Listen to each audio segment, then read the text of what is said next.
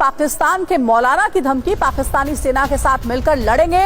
राशिद महमूद ने कहा है हिंदुस्तान में घुसकर दारुल उलूम देवबंद में नाश्ता करेंगे। देखिए, ये बड़ी धमकी पाकिस्तान की तरफ से एक बार फिर से आई है। गीदड़ भभकियां देखने को मिल रही है पाकिस्तान की ओर से।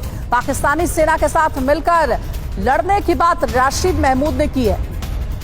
पाकिस्तान का एक मौलाना इस तरह से धमका रहा है और भारत के एक्शन से दहशत में असीम मुनीर भी है। पाक आर्मी चीफ ने परिवार को विदेश भेज दिया है। निजी विमान से परिवार को ब्रिटेन भेज दिया है, इसी खौफ में कि कुछ हो न जाए। कई अधिकारियों ने परिवारों को न्यू जर्सी भेज दिया है।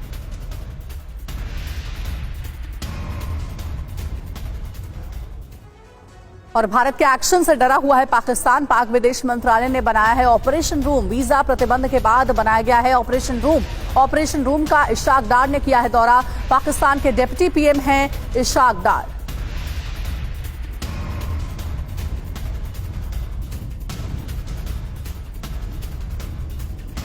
और अमेरिकी राष्ट्रपति ने पहलगाम में आतंकी हमले की निंदा की है। पहलगाम हमले को बहुत बुरा कहा है। अमेरिका के राष्ट्रपति ने कहा है ये तनाव है, लेकिन भारत पाक हल निकाल लेंगे।